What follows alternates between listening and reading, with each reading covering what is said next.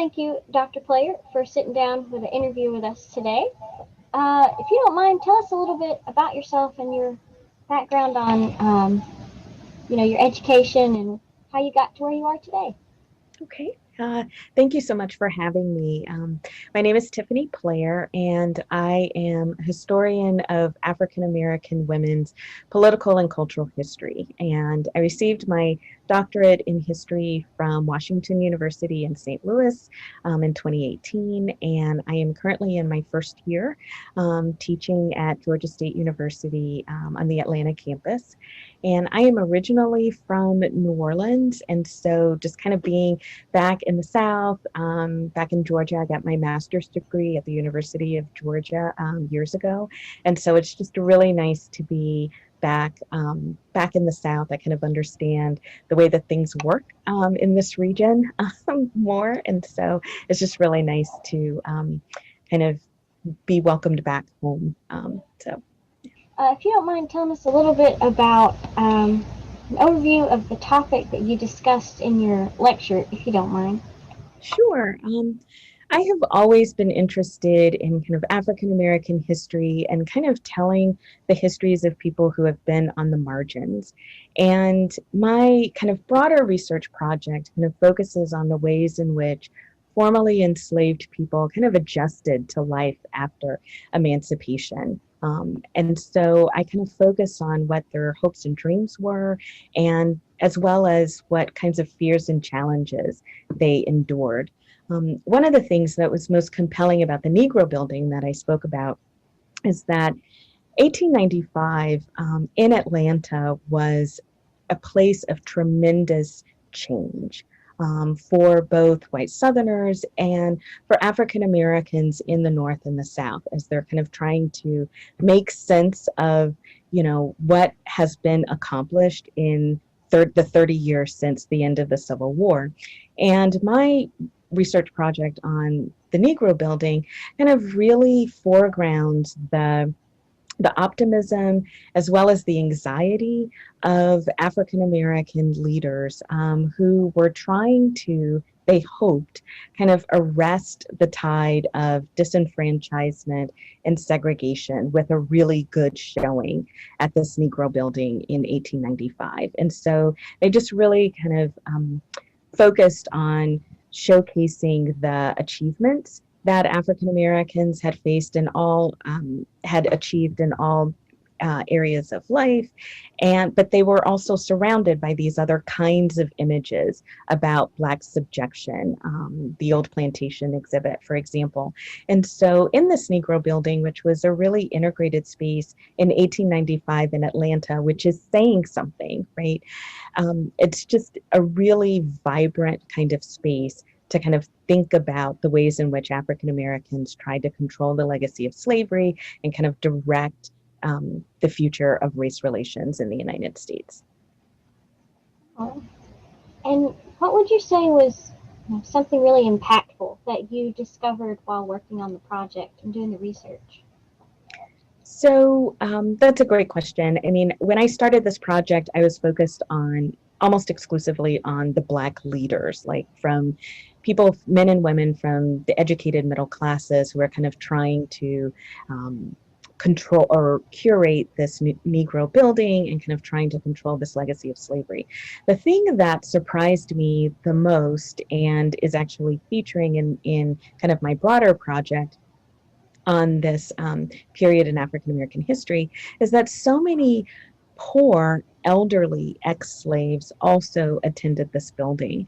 And so just kind of thinking about these people who had spent the vast majority of their lives as bonded laborers, kind of walking the halls alongside people who were much more educated than them, people who had much more power than them, and these elderly ex-slaves kind of trying to also make sense of what their experiences were and how, not wanting to be left behind, like physically making themselves visible, but also kind of trying to articulate their needs and desires, which didn't always align with those of the more elite classes. And so I think that that is a really, really interesting aspect, and it's something that we absolutely should never forget, even as we're kind of thinking about onward progress and, kind of the politics of race relations, that there were people who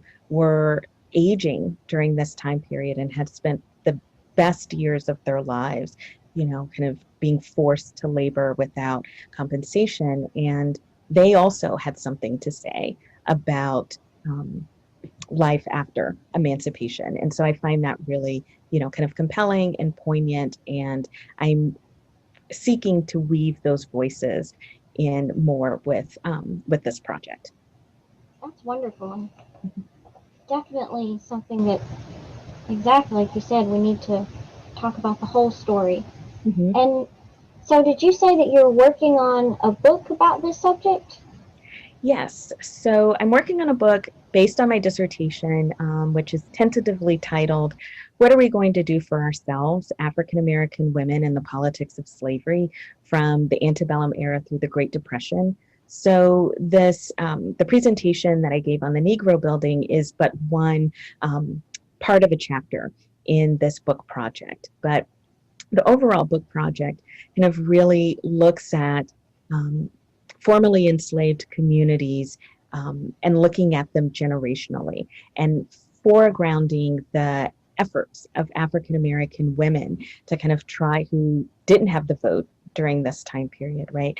Trying to kind of shape how people remember slavery, how people pay attention to the needs and concerns of formerly enslaved people, and so undoubtedly, it deals with the interracial dynamics of life after emancipation.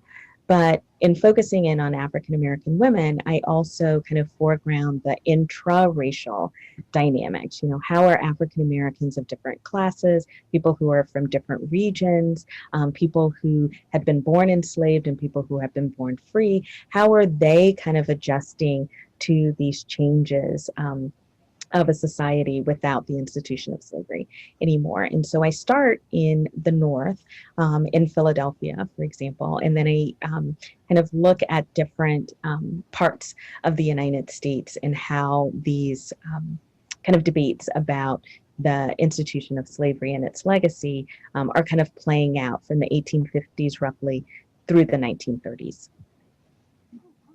I just think that's such an interesting. I mean, it's obviously a very broad topic. Like you're trying to cover a good bit of information there, um, and really weaving those voices together. I'm just interested to see how this turns out. Like I'm so excited for when this book comes out. I want to buy it now. Yeah, exactly. Read it now.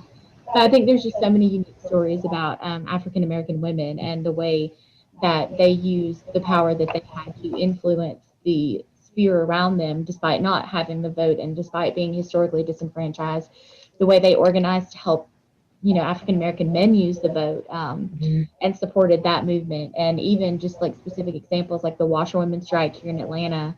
I think Yes. just examples like that are just excellent ways of showing just how powerful these women were, even if they were at the margins.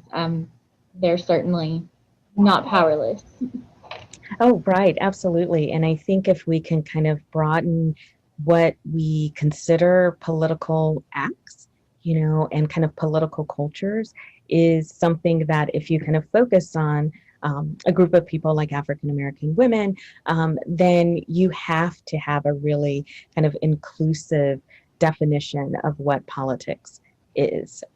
And I think and kind of looking at it generationally too, like African American women who are coming of age in the 1850s are going to have different needs and concerns and kind of ideas than women who are coming of age in the 1890s. And so the women I foregrounded in the Negro Building, who are, ready to launch a national Black women's movement in 1896. I mean, but Atlanta kind of helps sets the stage for that. I think, they are dealing with some different issues and kind of articulating some different concerns than their foremothers who were kind of organizing as part of the abolitionist movement. And so, kind of taking a long view of African American women's political history and culture is what I'm kind of trying to do with this book. I'm so Wonderful. excited. Yeah, I'm so excited to read this. Like, oh, I'm excited to write it. So as soon as it's, it will be, it's in process right now. So I'm still doing some research and kind of revising dissertation chapters. But one of the things that I am, kind of interested in doing, and I really appreciate this opportunity to just kind of share my work with your community, because it's like I want to make this work accessible for people who are experts in African American history and women's history, but also for people who are just really intelligent and interested in this particular field of study. And so, I think there's a real place for kind of thinking about this period in U.S. history and looking at it through the eyes of formerly enslaved people and their allies. well, thank you so much for speaking with us today. And we really enjoyed your lecture. I thought it was wonderful. So thank you so much. Thank you very much. I look forward to our paths crossing again. Me too.